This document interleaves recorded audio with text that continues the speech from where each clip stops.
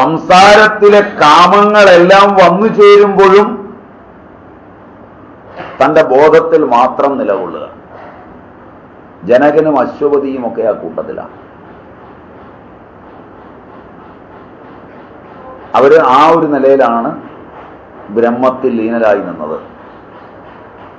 അപ്പോ ഉപദേഷ്ടാക്കളായ ജനകൻ, അശ്വപതി തുടങ്ങിയ ഗുരുക്കന്മാർ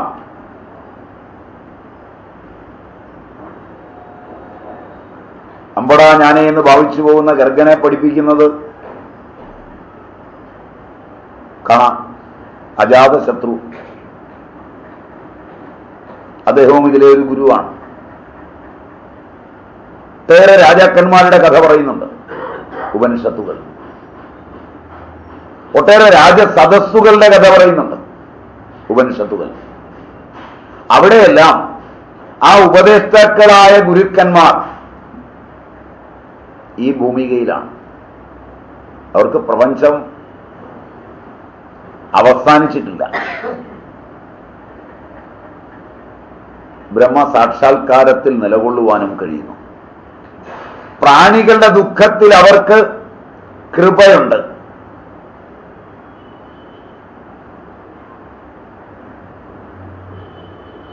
അൻപും അനുകമ്പയും എല്ലാം അവർക്കുണ്ട്. അതേസമയം അവർ ആനന്ദത്തിലുമാണ്. പ്രാണികളുടെ ദുഃഖം ബാധിക്കുന്നില്ലെങ്കിൽ എന്ത് ദയ അല്ലെങ്കിൽ കൃപ.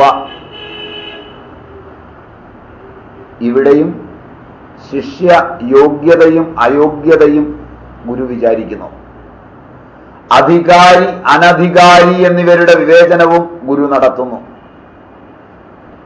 ഈ ദ്വൈതങ്ങളെല്ലാം സംഭവമാണ്. അപ്പോൾ അദ്വൈത സാക്ഷാത്കാരം എങ്ങനെ? അദ്വൈതം കൊണ്ട് ദ്വൈതബാധ എല്ലാം പോകുന്നു. അധിഷ്ഠാന സാക്ഷാത്കാരം കൊണ്ട് ആരോപ്യ നിവൃത്തി സാധിക്കുന്നു എന്നതിന് ഉത്തരം. അതാണ് പഠിച്ചെടുക്കേണ്ടത്. മനസ്സിലാകാതെ വരുന്നു എങ്കിൽ വിശദീകരണവുമാകാം. അധിഷ്ഠാന സാക്ഷാത്കാരം കൊണ്ട് ആരോപ്യ നിവൃത്തി സാധിക്കുന്നു. തന്നിൽ ആരോപിച്ചിരിക്കുന്നത് ഇല്ലാതാകാൻ അധിഷ്ഠാനത്തെ സാക്ഷാത്കരിക്കണം. ഇതാണ് അവരുടെ പദ്ധതി. ഇതാണ് ശാസ്ത്രീയമായ മാതൃക. ആരോപ്യ സാക്ഷാത്കാരം കൊണ്ട് അധിഷ്ഠാനത്തെ വിസ്മൃതിയിലാകുന്നു.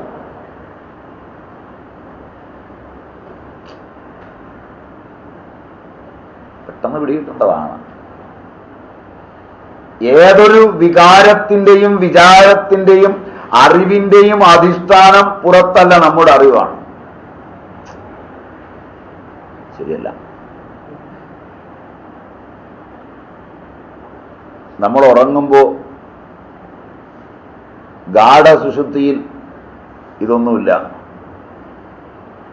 ശരിയല്ല? ഇപ്പോൾ ഭാര്യയെന്ന് ബോധിക്കുന്നത്, മക്കളെന്ന് ബോധിക്കുന്നത്, അച്ഛനെന്ന് ബോധിക്കുന്നത്, അമ്മയെന്ന് ബോധിക്കുന്നത്, കർമ്മങ്ങളെന്ന് ബോധിക്കുന്നതെല്ലാം തൻ്റെ ബോധമെന്ന അധിഷ്ഠാനത്തിൽ മാത്രമാണ്. ഇത് പഠിക്കാൻ പുസ്തകം പഠിക്കണ്ട, എന്ന് ഉറങ്ങുന്നു എന്നുള്ളത് അറിഞ്ഞാൽ മതി. എൻ്റെ ഗാഠമായ സുഷുപ്തിയിൽ എവിടെയായിരുന്നു എൻ്റെ ഭാര്യ? എവിടെയായിരുന്നു എൻ്റെ അമ്മ? എവിടെയായിരുന്നു മണിയേട്ടൻ? എവിടെയായിരുന്നു ഈ ലോകം? ശരിയല്ല? എൻ്റെ ഗാഠമായ സുഷുപ്തിയിൽ അവരെല്ലാം എവിടെ പോയി? ഓ അയ്യോ, അത് ഞാൻ മറന്നുപോയല്ലോ, എനിക്ക് ആ സമയത്ത് ബോധമില്ലായിരുന്നല്ലോ. അപ്പോൾ എനിക്ക് ബോധമുണ്ടെങ്കിലേ ഇതെല്ലാം ഉള്ളൂ. എൻ്റെ ബോധം അധിഷ്ഠാനവും ഇവയെല്ലാം അതിൽ ആരോപ്യവുമാണ്. മനസ്സിലായില്ല? എന്റെ ബോധത്തെ ഞാൻ സാക്ഷാത്കരിച്ചാൽ ആരോപ്യ വസ്തുക്കൾ മറഞ്ഞു. സിമ്പിൾ.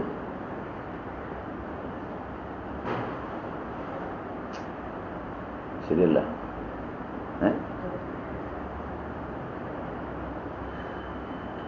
ഇതാ ഇതിന്റെ സത്യം. അധിഷ്ഠാനത്തെ മാത്രം ആ സമയത്ത് കാണുക.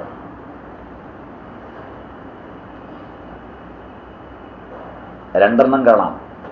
അധിഷ്ഠാനവും അധിഷ്ഠാനത്തിൽ ഉണ്ടായതും കാണാം. അധിഷ്ഠാനത്തെ മാത്രം കാണാം. അധിഷ്ഠാനത്തെ മറന്ന് ഉണ്ടായത് കാണാം.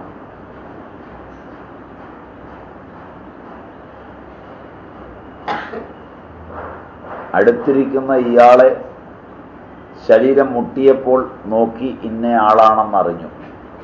മുട്ടിയപ്പോൾ ബോധം നോട്ടത്തിന് പ്രേരിപ്പിച്ച് നോക്കിയപ്പോൾ അയാളാണെന്നറിഞ്ഞു. അയാളുടെ അടുക്കലാണ് ഇത്രയും നേരം ഇരുന്നത് എന്നറിഞ്ഞു. ആ ഇരിപ്പിൽ അസ്വസ്ഥതയോ പ്രിയമോ ഉണ്ടായി. ഇതെല്ലാം ബോധത്തിൽ അങ്കുരിച്ചു വരുന്നത്, അയാളിലല്ല. മനസ്സിലായി? ഈ ബോധത്തെ അറിയാതിരിക്കുന്നുവെങ്കിൽ വത്സന്റെ താപനില വർദ്ധിച്ചു, വത്സന്റെ പ്രഷർ കയറി, വത്സന്റെ പുരികം ചുളിഞ്ഞു.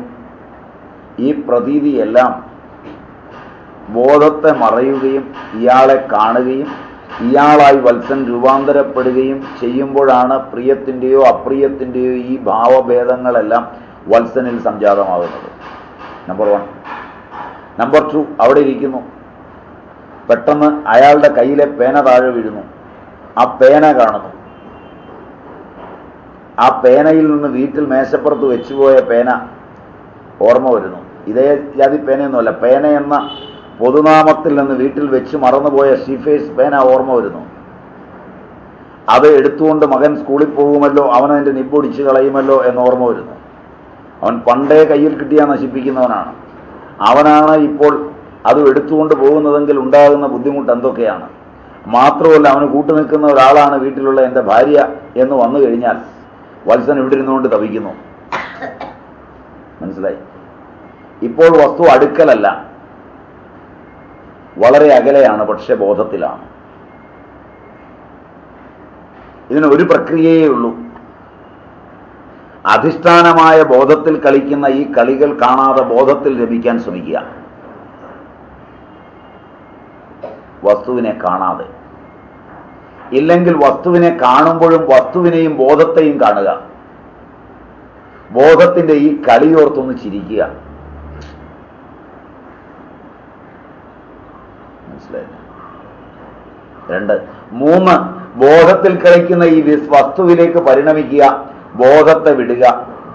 എന്നിട്ട് കൂടുതൽ കോപാകുലനാകുക, അസ്വസ്ഥനാകുക, തന്നെയും ലോകത്തെയും ഹിംസിച്ചുകൊണ്ട് ഈ ഭൂമിയിൽ ഭാരമായി ജീവിക്കുക. ഇങ്ങനെ 3 ഉള്ളൂ ലൈഫ്. 3ാമത്തത് സർവ്വസാധാരണം. അതാണെങ്കിൽ പിന്നെ ഇത് പഠിക്കണ്ട. സിമ്പിൾ. ഇവിടെ വന്നിനി ഇവിടുത്തെ ഒരു തലവുമായി ചേർന്ന് അതും ബോധത്തിൽ അങ്കുരിപ്പിച്ച് അതിനോട് രമിച്ച് അതിൽ നിന്ന് പിന്നെ ബോധത്തെ മറന്ന് പോയി ഇന്നലെയുള്ള വികാരം വേറൊരിടത്തെന്നുള്ളതേ ഉള്ളൂ.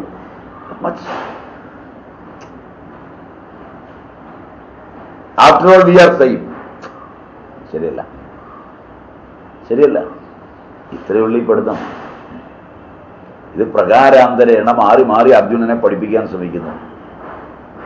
ഏതെങ്കിലും ഒന്നിൽ ക്ലിക്ക് ചെയ്താൽ കാര്യം നേടി. ഞാനിത് ഇങ്ങനൊരു ആംഗിളിൽ പറയാം, അങ്ങനൊരു ആംഗിളിൽ പറയാം, അപ്പുറത്ത് വേറൊരു ആംഗിളിൽ പറയാം, ഇനിയും എത്രയോ ആംഗിളിൽ പറയാം. മനസ്സിലായില്ല?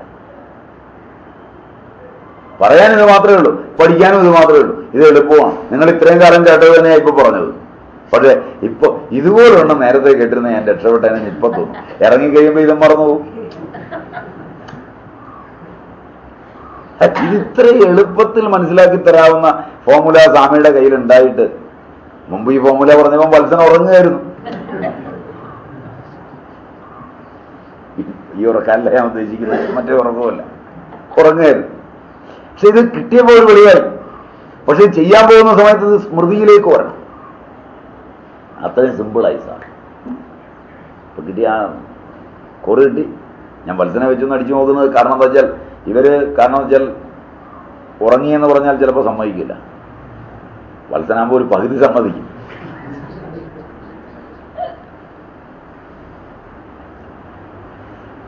വത്സനും അയ്യരും ഒക്കെയാണ് പകുതി സമ്മതിക്കും. അവരൊക്കെ കുറച്ച് ഉറങ്ങാറുണ്ട്. അതുകൊണ്ട് അയ്യരിന്ന് പുറകില്ല, മുമ്പിലിരുന്ന് ഉറങ്ങണ്ടെന്ന് വെച്ചാൽ. ഷൈർക്കൊരു അബദ്ധമുണ്ട്, കസേരയിലാണ്. കസേരയ്ക്ക് ഉറക്കം വരികയില്ല. അതുകൊണ്ട് അയ്യർ ഉറങ്ങിയ കസേര അറിയിക്കും.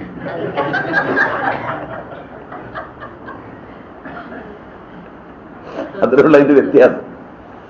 അപ്പോ നമ്മളിതിന്റെ ആ ഒരു തലം പഠിക്കാൻ പോകുമ്പോൾ നമ്മുടെ ബോധത്തിലാണ് ഇത് അങ്കുരിക്കുന്നത്.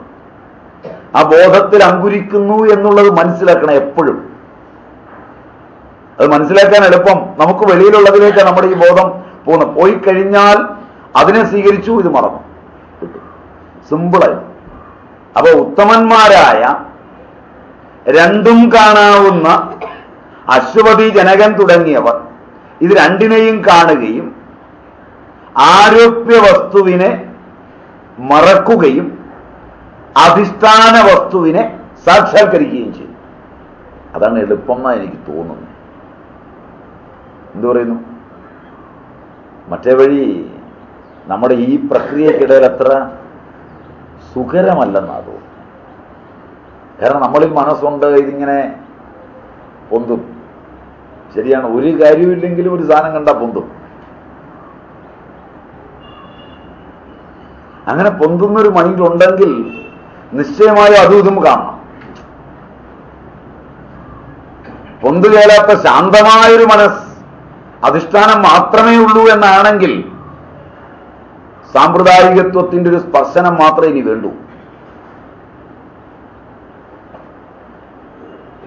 അതപ്പോൾ ഈ ക്ലാസ് ഇരുന്ന് പഠിക്കരുത്. ഗീതയ്ക്ക് അവർ യോഗ്യരല്ല. കാരണം അവർക്ക് ആ ഒരു സ്പർശനം കിട്ടിയാൽ ഗീതയില്ലാതെ ആ അനുഭൂതിയിലെത്താം.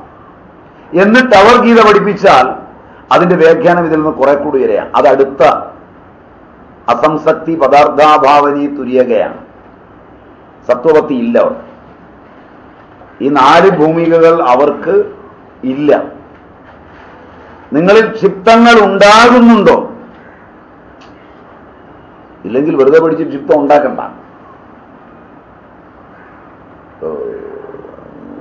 നിങ്ങളിൽ ആർക്കെങ്കിലും തോന്നുകയാണ്, സ്വാമി പറയുന്ന ക്ഷിപ്തമൊന്നും എനിക്ക് ഉണ്ടാകാറില്ല. കഴിഞ്ഞ ക്ലാസ്സിൽ ഇല്ല എന്ന് പറഞ്ഞ് ഇപ്പോൾ ഉണ്ടാവില്ല. മുമ്പൊരു ക്ലാസ്സിൽ പറഞ്ഞപ്പോൾ പറഞ്ഞ് അങ്ങനെയൊന്നും ഉണ്ടാവില്ല.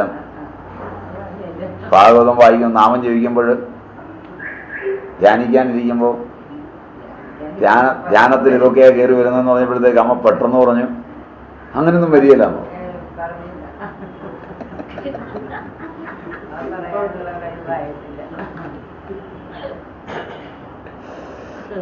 അപ്പോ അങ്ങനെയുള്ള ക്ഷിപ്തങ്ങൾ വരുന്നുണ്ടെങ്കിൽ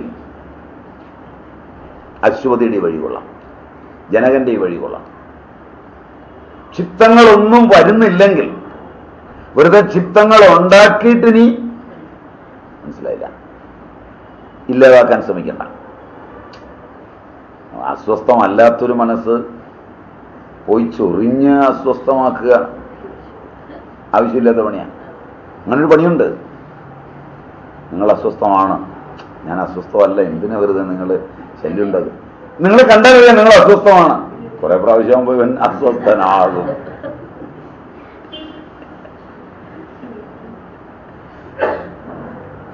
ഏറ്റവും ഒടുവിൽ ഇവൻ തന്നെ ഞാൻ അസ്വസ്ഥനല്ലെന്ന് പറഞ്ഞില്ലേ? അപ്പൊ ഏതാണ്ട് അസ്വസ്ഥനായി കിട്ടും. അങ്ങനെ ഇത് പഠിപ്പിക്കാൻ പോകരുത്. ഇപ്പൊ ഞങ്ങളൊക്കെ പഠിപ്പിക്കുന്നത് അങ്ങനെയാണ്. അസ്വസ്ഥയൊന്നും ഇല്ലാത്തിടത്ത് എന്ന് മനുഷ്യജീവിതം അസ്വസ്ഥമാണ്. സുഹൃത്തെ, ഞങ്ങൾക്കൊരു അസ്വസ്ഥതയില്ല. ഞങ്ങളിതുകൊണ്ട് സുഖമായിട്ടാണ് ജീവിക്കുന്നത്. അത് അജ്ഞാനമായിരിക്കാം, ജ്ഞാനമായിരിക്കാം. ഇപ്പൊ ഒരുമാതിരി മര്യാദയ്ക്ക് ഇവിടെ ജീവിച്ചു പോകുന്നുണ്ടോന്ന് സ്ഥലം കാര്യമാക്കി തന്നാൽ മതി. അങ്ങനെയല്ല, നിങ്ങൾ അസ്വസ്ഥമാണ്, നിങ്ങൾക്ക് അജ്ഞാനം കൊണ്ടാണ് അത് തിരിച്ചറിയാത്തത്, ഞങ്ങളത് തിരിച്ചറിയുന്നു, നീ തിരിച്ചറിയാഞ്ഞിട്ടാണ്, ഈ അജ്ഞാനം പോയാലേ നീ രക്ഷപ്പെടുകയുള്ളൂ എന്ന് പറഞ്ഞ് ദക്ഷിണയും വാങ്ങിച്ച് കഞ്ഞിയും കുടിച്ച് അടുത്ത പ്രാവശ്യം ചെല്ലുമ്പോഴത്തേക്ക് ഇവൻ അസ്വസ്ഥൻ അല്ലെങ്കിലും അസ്വസ്ഥനാണെന്ന് ചിന്തിച്ച് ചെയ്യുന്ന പണിയൊക്കെ നിർത്തി ആലസ്യത്തിലാണ്ട് ധ്യാനവും ജപവും തുടങ്ങി അത് ഉറയ്ക്കാതെ നിന്ന് ആ അവസാനം കാരണം എന്താ വെച്ചാൽ അവന്റെ ഭാര്യയും പിള്ളേരും വഴിയാധാരമായി കഴിയുമ്പോഴേക്ക് ഇവനെ പിന്നെ കാണാൻ അങ്ങോട്ടും ഇല്ലല്ലോ, പിന്നെ അടുത്തവന്റെ അടുക്കലാണ് ഞങ്ങളുടെ പണി. അജ്ഞാനത്തിൽ പൂർണ്ണമായി നിൽക്കുകയാണെങ്കിൽ അജ്ഞാനം കുഴപ്പമൊന്നുമില്ല, അത് സുഖമാണ്, അത് ഉടനെ മാറ്റരുത്. അതിനിടയിൽ ഒരു അസ്വസ്ഥത നീ അജ്ഞാനം ഒന്ന് മാറ്റണം, അപ്പൊ ചെന്നൊരു അടി അടിച്ചാൽ നല്ലതാണ്. ഇരുമ്പ് പഴുത്തിരിക്കുമ്പോഴേ അടിക്കാവും, അല്ലാതെ അടിക്കുന്ന കൊല്ലൻ വിവരമില്ലാത്ത കൊല്ലനാണ്. ഇരുമ്പ് പഴുക്കുമ്പോൾ അറിയാം, അപ്പോൾ അടി കൊടുത്താൽ നല്ല ആയുധം കിട്ടും. അത് തിരിച്ചത്. അതാണ് പറഞ്ഞ് അധികാരി അനധികാരി ഇവരുടെ വിവേചനവും നടത്തണം. ഈ ദ്വൈതങ്ങളെല്ലാം സംഭവമാണ്, ഈ ദ്വൈതം എല്ലാം ഉണ്ട്. അപ്പോൾ അദ്വൈത സാക്ഷാത്കാരം എങ്ങനെ? അദ്വൈതം കൊണ്ട് ദ്വൈതബാധ എല്ലാം പോകുന്നു, പിന്നെ അതില്ല, ബാധയില്ല. അധിഷ്ഠാന സാക്ഷാത്കാരം കൊണ്ട് ആരോപ്യ നിവൃത്തി സംഭവിക്കുന്നു. അപ്പോൾ സംസാര ജാഗരണം എപ്രകാരം സംഭവിക്കുന്നു? ഈ പ്രശ്നത്തിന്റെ ഉത്തരം ജ്ഞാനകോടികൾ അനേകം, അപരോക്ഷജ്ഞാനം കൂടി അദൃഢം, ദൃഢം, ദൃഢതരം, ദൃഢതമം, അങ്ങനെ പല കോടികൾ. പരോക്ഷ തലങ്ങളിൽ ഈ അധിഷ്ഠാന സാക്ഷാത്കാരം സാധിക്കുമ്പോൾ സംസാര ജാഗരണം അവിടെ എങ്ങനെയാണ് സംഭവിക്കുന്നത് എന്ന് ചോദിച്ചാൽ ജ്ഞാനകോടികൾ അനേകമുണ്ട് എന്നാണ് പറയുക. ജ്ഞാനത്തിന് പല തലങ്ങളുണ്ട്. ജ്ഞാനം വന്നാൽ ഒന്നായി എന്ന് പറയാമെങ്കിലും അതിൽ ഓരോ തലങ്ങൾ കടന്നു പോകുന്നുണ്ടെന്ന് ആചാര്യന്മാർ പ്രത്യേകം പറഞ്ഞിട്ടുണ്ട്. അപരോക്ഷജ്ഞാനം തന്നെ, ഇനി അപരോക്ഷജ്ഞാനത്തെ പൂർണ്ണജ്ഞാനത്തെ എടുത്താൽ പോലും അദൃഢം, നല്ല ദൃഢമായില്ല, അറിയാൻ കാര്യമില്ല. കാര്യമൊക്കെ എനിക്ക് മനസ്സിലായി, പക്ഷേ സ്വാമി പറഞ്ഞതൊക്കെ മനസ്സിലായി, എന്നാലും അതങ്ങ് പറയാൻ എനിക്കായിട്ടില്ല. എനിക്കൊരു അനുഭവം കിട്ടിയില്ല. അങ്ങനെ ചിലരെങ്കിലും പറയുമെന്ന് തോന്നുന്നു. ഇല്ല, ക്ലാസ് കേൾക്കുമ്പോൾ ഒക്കെ മനസ്സിലായി, ഇതാ സത്യം എന്നും മനസ്സിലായി. പക്ഷെ ഇവിടുന്ന് ഇറങ്ങി അവിടെ ചെല്ലുമ്പോൾ അത് സത്യമാണോ എന്നൊരു ശങ്കയുള്ളവരുണ്ട്. അത് വേറൊരു കൂട്ടൻ. ഇവിടെ വെച്ച് ഇതും ശരി, അവിടെ വെച്ച് അതും ശരി. ഇത് മാത്രമാണ് ശരി, അത് ശരിയല്ല എന്നറിയാം, പക്ഷേ അത് തെറ്റാണെന്ന് വേറൊരാളെ പറഞ്ഞ് മനസ്സിലാക്കി കൊടുക്കാൻ മാത്രം അനുഭവമായില്ല. ഒരു വെടിക്കുള്ള മരുന്നൊക്കെ കയ്യിലുണ്ട്, അത്യാവശ്യം മറുപടിയും പറയാം. അങ്ങനല്ലേ അങ്ങനല്ലേ എന്നോട് ചിരിക്കുന്ന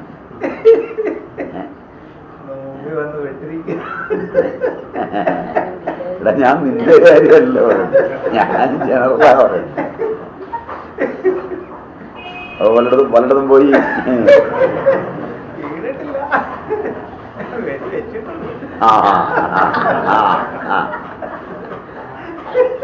ഇപ്പൊ ടീച്ചറിന് മനസ്സിലായി, ടീച്ചർ പോയിരുന്നു അല്ലേ? അതും പറ. ടീച്ചറെ കത്തി മുഴുവൻ കേട്ടു. അതാ ടീച്ചറിന്റെ ആ ചിരിയിലൊരു അനുഭവയോഗ്യമായ ചിരി. അപ്പൊ ഇതിങ്ങനെ വരുന്നതാ. ആ അനുഭവവേദ്യമല്ലാതെ വരിക, വളരെ അദൃഢമായ അറിവ്.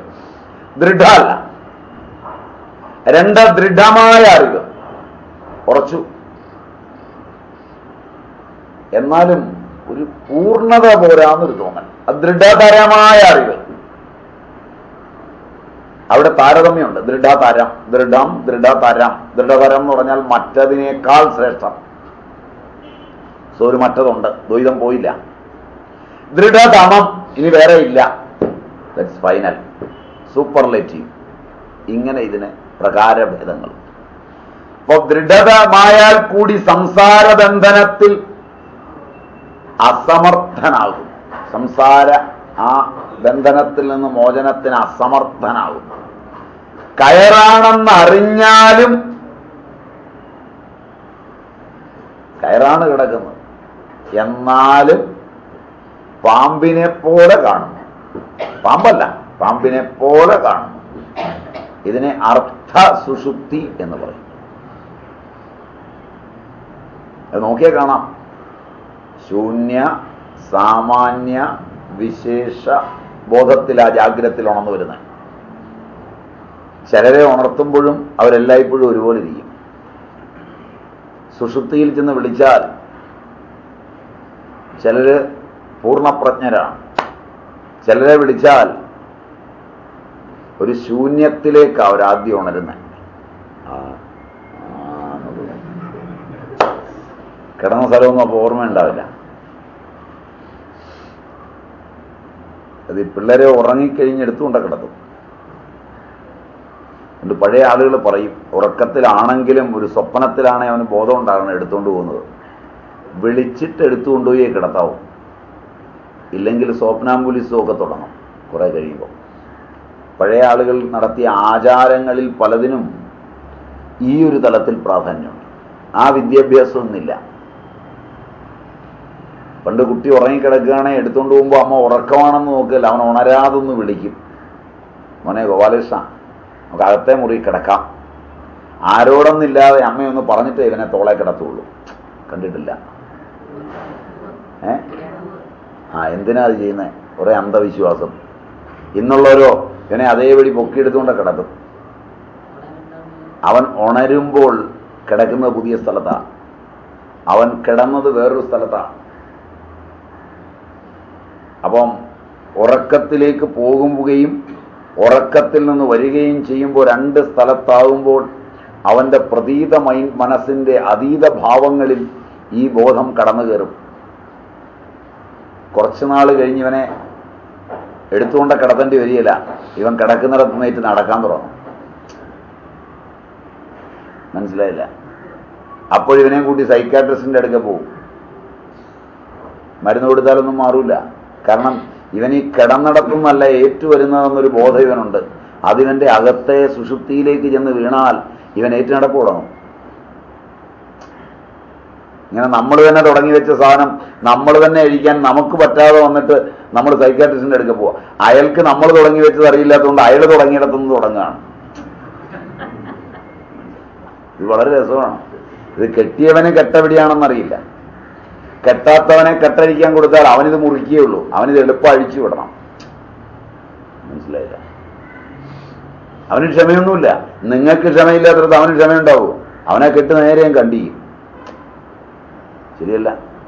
ഇതെല്ലാം കൂടെ കടുങ്കട്ടായി. അവസാനം ഇത് കഷ്ണം കഷ്ണമായിട്ട് കൈ കിട്ടും. ഈ കഷ്ണം കഷ്ണമായ ജീവിതമാണ് നമ്മൾ ഈ കാണുന്നത്. ഇതിനുള്ള വിദ്യാഭ്യാസം വേറെയാണ്. ഇതൊന്നും അറിയില്ല.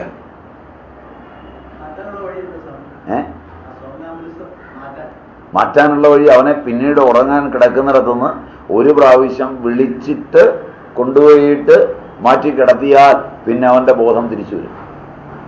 വളരെ സിമ്പിളാ വഴി. കാരണം അവനെ വിളിക്കാതെ എടുക്കരുത്. കേട്ടിട്ടില്ല ഇങ്ങനെയൊന്നും? മോളെ നീ അവനെ ഒന്ന് വിളിച്ചിട്ട് എടുത്തോണ്ട് പോകും. ഒന്നും ഉണ്ടായിരിക്കല്ലേ ഉറങ്ങിക്കിടക്കുന്ന കൊച്ചിനെ വിളിച്ചാല്? ശരിയല്ല? കാരണം ഞാൻ MSc PhD ആണ്. തള്ളയ്ക്ക് എന്താ വിദ്യാഭ്യാസമുള്ളത്? MSc PhD ഉറക്കത്തെ പറ്റി എത്ര പുസ്തകം എഴുതിയിരിക്കുന്നത്? ഇല്ല. ജാഗ്രതത്തിലെ ദൃശ്യങ്ങൾ കൊണ്ടല്ലാതെ പുസ്തകം എഴുതാത്ത ഈ കോമാളികളെല്ലാം കൂടിയാണ് ഈ ലോകം ഇങ്ങനെ ആക്കിയത്. മനസ്സിലായില്ല? ജാഗ്രതത്തിന്റെ ലോകത്തിനപ്പുറത്ത് ഒരു വിവരവും കടന്നു ചെല്ലാതിരിക്കുകയും കടന്നു ചെല്ലേണ്ട വിവരത്തോട് മുഖം തിരിഞ്ഞിരിക്കുകയും ജാഗ്രതത്തിലെ വിവരങ്ങൾ കൊണ്ട് ജാഗ്രതതീതമായിരിക്കുന്ന കാര്യങ്ങളെ പഠിപ്പിക്കുന്ന പൂർവന്മാരോടും അതിൻ്റെ സംസ്കൃതികളുടെ അച്ഛനമ്മമാരോടും പ്രതികരിക്കുകയും പ്രതിഷേധിക്കുകയും ചെയ്തിട്ട് അതിൻ്റെ അന്തസത്തയിൽ കിടക്കുന്നതായ ശാന്തിയെ തേടണമെന്ന് ആഗ്രഹിക്കുന്നു എന്നുള്ളതാണ് ആധുനിക ലോകം നടത്തിക്കൊണ്ടിരിക്കുന്ന ജൽപ്പനങ്ങളിൽ ഏറ്റവും അപകടകരമായിട്ടുള്ളത്.